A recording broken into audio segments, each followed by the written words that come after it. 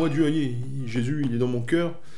Il m'a invité très souvent à le rejoindre et moi j'ai toujours dit non. Et là, lui, il est encore là. Il aurait pu attendre encore jusqu'à la fin de mes jours. Et il est toujours là. Donc du coup, là, je lui ai dit oui.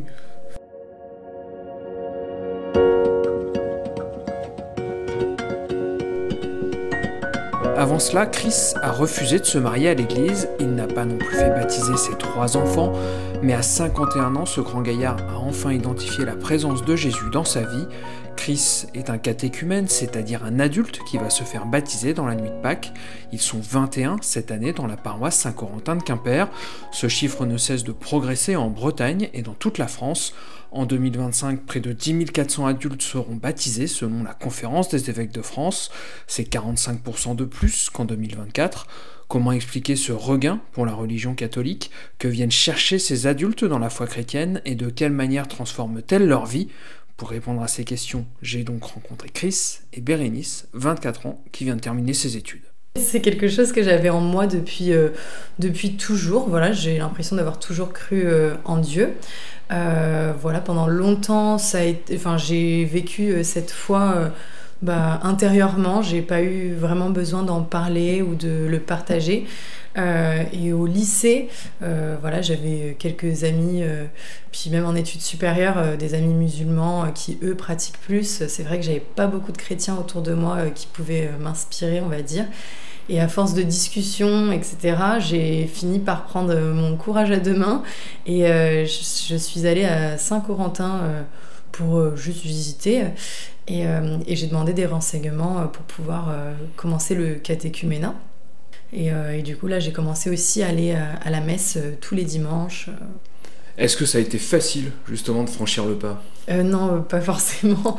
J'avais quelques appréhensions parce que je trouvais, en tout cas, j'ai complètement changé d'avis, hein, mais je trouvais que c'était une communauté assez fermée d'un point de vue extérieur.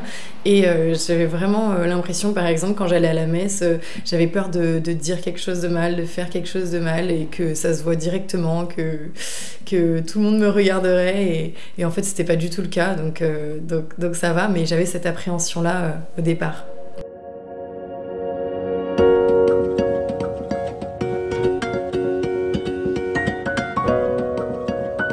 Et vos proches, Bérénice, comment ils ont réagi? Alors, il y a eu quelques surprises, mais dans l'ensemble, c'est plus le fait d'aller à la messe tous les dimanches et que je pratique qui a surpris, plutôt que la démarche de me faire baptiser. Je pense qu'en fait, la plupart des gens ne savaient pas que ça existait, le catéchuménat. Donc c'est plutôt ça. Mais sinon, par rapport à ma foi, tout le monde savait que je croyais en Dieu depuis longtemps, tout ça. Donc ça a été très bien accepté, hein. J'ai eu à la limite quelques moqueries, mais gentilles de la part de mon père, tout ça. Mais sinon, ouais, ça a été très bien accepté. J'ai trouvé les gens justement plutôt curieux, voilà, et très bienveillants. Et ensuite... à cause de mes études, j'ai dû déménager à Paris.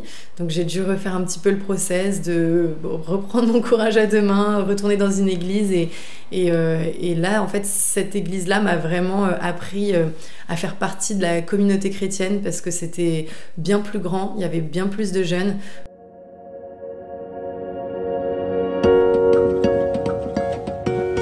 Et je crois que votre année à Paris a été compliquée.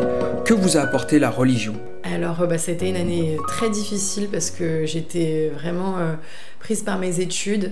Mais déjà, j'ai pas lâché, c'est-à-dire que je suis quand même allée tous les dimanches à l'église. J'ai participé dès que je pouvais aux réunions. Et en fait, ça m'a vraiment fait du bien en fait, de m'accrocher à la religion, de prendre des temps de prière en fait, pour me recentrer dans des moments où justement je croulais sous le travail, le stress, j'arrivais plus à penser, j'arrivais plus à rien en fait, j'étais bloquée. Et voilà, ça a calmé pas mal d'angoisse. C'était pas, je veux dire, ça n'a pas marché à tous les coups, mais quand même, j'ai appris à prier, ce que je faisais pas avant. Donc voilà, cette année, ça a vraiment tout changé en fait. J'ai l'impression d'être vraiment devenue chrétienne à part entière cette année.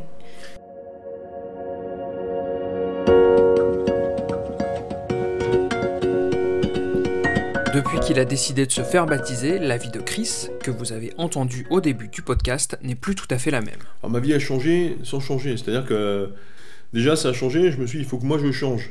Parce que moi j'étais comme tout le monde, je suis con aussi des fois, tu vois, même souvent. Donc je me suis dit il faut que je sois moins con. Tu vois, déjà on va commencer par ça, c'est un début, et déjà c'est du boulot. Donc, alors moins con, c'est-à-dire que ce que j'en ai compris, c'est que le pardon est très important. Et peut-être avant, je jugeais facilement. Et je voyais facilement la paille qu'il y avait dans l'œil de mon voisin, mais pas ma poutre qui était dans mon œil à moi.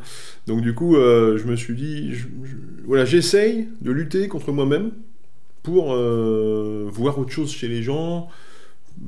Même quand ils sont cons, bah moi aussi je suis con des fois, donc du coup, essayer de pardonner un peu. Alors, parce que quand j'étais un peu plus jeune, mais j'avais... Ouais, des fois je peux avoir des mauvaises réactions, on va dire.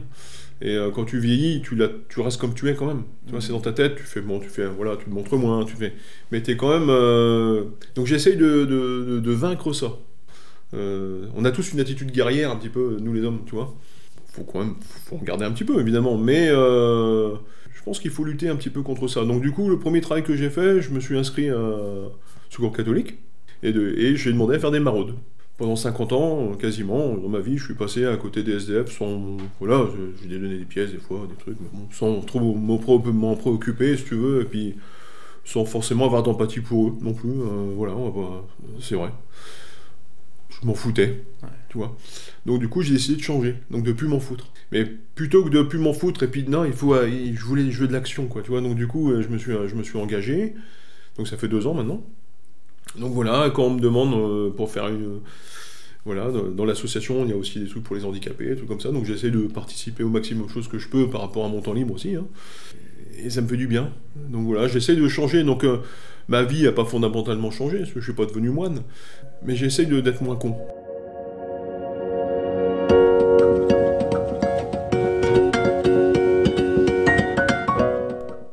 Qu'ils aient 20 ans, 30 ans ou 50 ans, qu'ils soient étudiants, ouvriers ou cadres, aujourd'hui les catéchumènes viennent d'horizons très différents selon le père Christian Bernard, le curé de la paroisse de Quimper. Il n'y a pas un profil type, il y a des histoires individuelles qui les conduisent un jour les uns à parler à un prêtre, à parler à une personne dans une église, une cathédrale à la fin d'une messe, sur un marché, un catéchiste, un parent, un échange entre eux. Il n'y a pas du tout de profil type dans l'approche. Il y a des individus qui aujourd'hui demandent à devenir chrétiens parce qu'ils ont besoin d'une boussole pour leur vie.